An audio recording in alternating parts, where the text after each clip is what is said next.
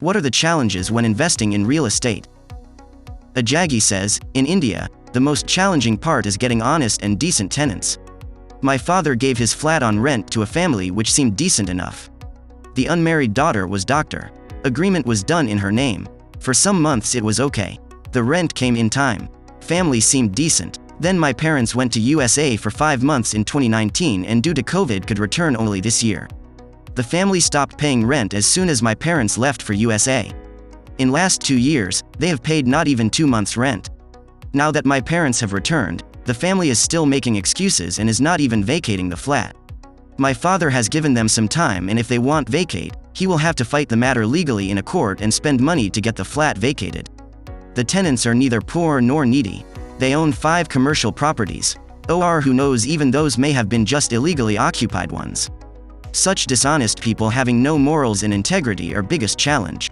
They are also responsible for high rents, because due to the problem created by such dishonest people, the owners find it better to just keep the properties locked and to not give those on rent. Chuck Weaver says, there is many challenging parts. I can't think of a single part that is the most challenging. Dealing with tenants can be a nightmare. Even if you have a property manager, the tenants can still give you headaches. You will have to evict people eventually. You will probably get sued for something eventually.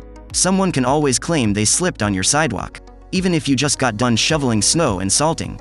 Dealing with repairs can be a headache too. I had a pipe leaking inside a wall already. The tenant downstairs had water flowing from her kitchen cabinets. I had a sewer line break. Not a cheap fix. I had mold problems too.